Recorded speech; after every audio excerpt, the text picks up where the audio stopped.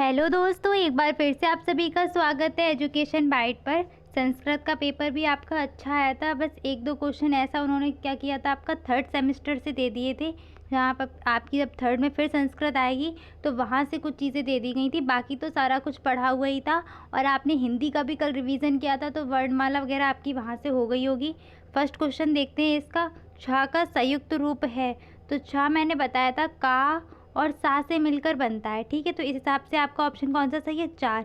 ठीक है, कुछ बच्चे पहले वाले में कंफ्यूज हो रहे होंगे तो इसको ध्यान देना, यहाँ पर जो षटकोण वाला सा है वो हलंत लगा हुआ है, इसलिए ये वाला ऑप्शन आपका सही नहीं होगा।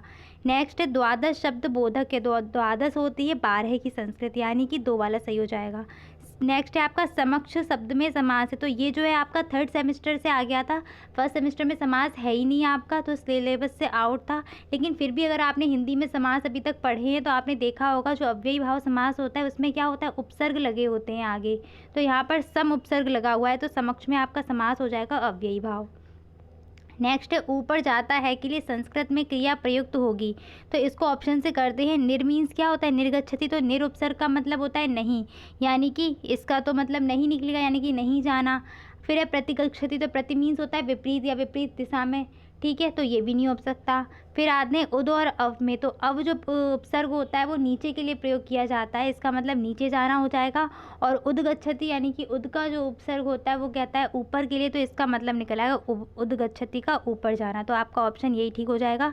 क्रिया के जिस रूप से उसके होने का समय होता है, यानी क्रिया का वह रूप जो समय का बोध कराती है, तो वो क्या होता है, वो आपका लकार कहलाता है। ठीक है, हिंदी में इसको काल बोलेंगे लेकिन संस्कृत में आपका ये लकार कहलाएगा। नेक्स्ट है लिंग के तीनों प्रकारों के नाम लिखे, तो लिंग आपके 3 प्रकार के होते हैं, आप जानते हैं, पुल्लिंग, स्त्रीलिंग, नपुंसकलिंग। तो वही आप सब लिख देते, पुल्लिंग वगैरह, पुल्लिंग, स्त्रीलिंग और नपुंसकलिंग। नेक्स्ट है आपका 2 पशु और 2 पक्षियों के नाम लिखने हैं, तो 2 पक्षियों के नाम आप काका कौआ लिख देते इस तरीके से, या आपको जो भी कोई आया हो, कोई भी अगर पक्षी आया आप लिख सकते हैं। और पशु का नाम जैसे गजहा लिख दिया, अश्वा लिख दिया। ठीक है, ये तो मैं एग्जाम्पल दे रही हूँ, फिर आपको जैसे भी आए हो आप वो लिख सकते हैं। ठीक, नेक्स्ट क्या था, फलेन शब्द का विभक्ति और वचन बताइए। तो कल आपको जो मैं करवा रही थी अनुवाद, उसमें शब्द पादेन आया था, वहाँ पर मैंने आपको बताया था कि पादेन क्या है, तृतीया विभक्ति का है, करण कारक यूज़ होता है उसमें, पादेन, रामेन। वैसे ही क्या है, फलेन, तो फलेन में कौन सी विभक्ति है आपकी, तृतीया विभक्ति और एक वचन। ठीक है, इसके बाद है रमा शब्द का सप्तमी बहुवचन लिखे, तो रमा शब्द का सप्तमी बहुवचन होता है रमासु। ठीक है, जब ये आपको करवाए थे विभक्ति वचन, वहाँ पर ये चीज़ बताई भी थी कि रमा और लता में ये वाला सु लगता है, जबकि राम में क्या आता है, ये वाला रामेसु आता है। ठीक है, नेक्स्ट है आपका उत्तिष्ठ जागृति प्राप्य वरान बोधत, तो इसका मतलब क्या होता है, ये आपने स्वामी विवेकानंद का वाक्य सुना भी होगा।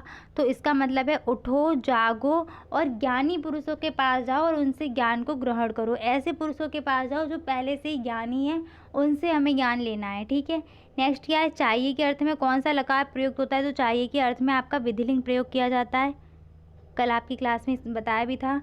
नेक्स्ट है 1 से 10 तक की संख्याओं को संस्कृत में लिखिए, तो बोला था मैंने 1 से 20 तक अच्छे से तैयार कर लो लिख लिख के। 10 तक पूछी गई थी, तो क्या 1, 2, 3, 4, 5, 6, 7, 8, 9, 10 इस तरीके से आपको लिखनी थी। फिर संस्कृत शिक्षण की विधियों का उल्लेख कीजिए, तो आपने शिक्षण गम में जो पढ़ी है ना, वाद विवाद हो जाती, कहानी कथन वगैरह, प्रश्नोत्तर, ये सब आप लिख सकते थे। कहानी कथन को कथा कथन लिख सकते थे यहाँ पर। ठीक है, कथा कथन, प्रश्नोत्तर इत्यादि, ये सब इनके बारे में थोड़ा थोड़ा लिख देते तो वही आपका लॉन्ग में बन जाता। नेक्स्ट क्या है, धातु से आप क्या समझते हैं, तो धातु बताया था क्रिया के मूल रूप को धातु कहते हैं। इसमें पठ, गम, ये सब आप उदाहरण में लिख सकते थे।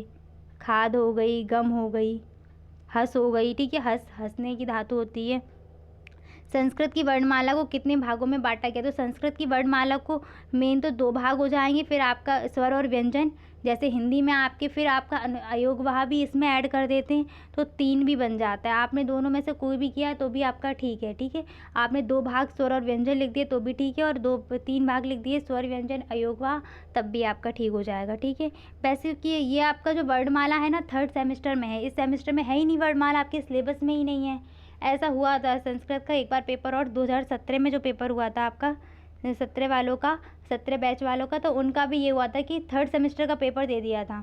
विभक्ति वगैरह उसमें काफ़ी टफ आ गई थी उस पेपर में, फिर पेपर वो दोबारा करवाया था। खैर, लेकिन ये पेपर तो मुझे ठीक लग रहा है, तो चांस कह नहीं सकती मैं। फिर नेक्स्ट है आपका कि किन्हीं 4 फलों के नाम लिखे, तो 4 आप लिख सकते थे। दाड़िमम अनार का लिख देते, आम्र आम का हो जाता, द्राक्षा कल बताया था अंगूर का होता है, जम्बू फलम जामुन का लिख देते। कोई से भी 4 आपको लिखने थे, जो भी आपको 4 आ रहे होते वहाँ पर आपने वो लिख दिए होंगे। इसीलिए बोला था मैंने क्या आप याद कर लीजिए, कोई भी 4 है, मतलब कोई भी संस्कृत के नाम आस-पास के जितने भी करवाए थे उनमें से कोई भी याद कर लेते। जब अपने मन से लिखने को आता है तो आप कुछ भी लिख सकते हैं, और जब पूछे जा रहे हैं तो आपको वही लिखना पड़ेगा। नेक्स्ट क्या है, संस्कृत शिक्षण में ऑडियो वीडियो क्लिप का क्या महत्व है।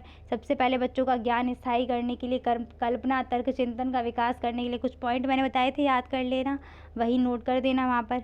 ठीक है, जो उन कठिन शब्द होते हैं उनको अच्छे से समझाने के लिए उनका प्रयोग करते हैं ऑडियो वीडियो क्लिप का। नेक्स्ट संस्कृत में अनुवाद देख लीजिए। बालक हंसता है, तो एक ही बालक है ना, तो बालक के लिए क्या आ जाएगा, बालकः। हंसता है ना, तो पढ़ता है, पठति। हंसता है तो क्या आ जाएगा, हंसति। ठीक है, एक ही वचन की आएगी, प्रथम पुरुष एक वचन की। शीला ने पुस्तक पढ़ी, तो शीला का कैसे बनेगा, लता की तरह। लता होता है ना एक वचन में, तो शीला का शीला हो जाएगा। पुस्तक के लिए क्या आ जाएगा, पुस्तकम। और पढ़ी यानी कि ये क्या है, ये आपका किसका वाक्य है, ये लंग लकार का है। तो अपठत, अपठताम, अपठन, तो शीला के लिए क्या लगेगा, अपठत। ठीक है, नेक्स्ट क्या है, पत्ते गिरते हैं। नेक्स्ट है आपका पत्ते गिरते, तो पत्ते कई सारे हैं ना, तो फलम, फले, फलानी, पत्रम, पत्रे, पत्राणी हो जाएगा। तो इसका क्या बनेगा, पत्राणी। एक गिरेगा तो पतति लगेगा, कई सारे गिर रहे हैं ना, तो क्या हो जाएगा, पतंती। ठीक है, नेक्स्ट क्या है, बंदर दौड़ेंगे, तो बंदर की संस्कृत क्या होती है, वानर। कुछ भी लगा सकते हैं आप, अगर कोई और संस्कृत आ रही तो आप वो लगा देते, वानर। अब वानर का रूप कैसे चलेगा, राम की तरह चलेगा।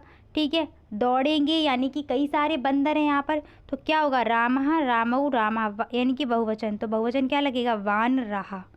ठीक है, दौड़ेंगे, धावती धातु होती है। ठीक है, धाव धातु होती है। अगर हम जाएंगे भविष्य काल में तो पठिष्यति, ऐसे ही क्या हो जाएगा, धाविष्यति। पठिष्यतः द्विवचन, तो धाविष्यतः द्विवचन। और पठिष्यन्ति बहुवचन, तो धाविष्यन्ति बहुवचन। तो इसका क्या बनेगा, धाविष्यन्ति। ठीक है, धाविष्यन्ति बनेगा। समझ गए, वानरः धाविष्यन्ति, वानर क्या होंगे, दौड़ेंगे। ठीक है, तो इस तरीके से आपका पेपर था। अनुवाद भी इजी आए थे, कर सकते थे आप लोग। हिंदी का तो बहुत ही हलवा पेपर आया था आपका। संस्कृत का भी पेपर अच्छा था, बस ये आपका जो समास था वो थोड़ा अलग से दे दिया था, पर इजी था, आप कर सकते थे। ठीक है, कंप्यूटर का भी आपका अच्छा ही हुआ होगा। Thanks for watching and please like, share and subscribe my channel. Bye bye, take care.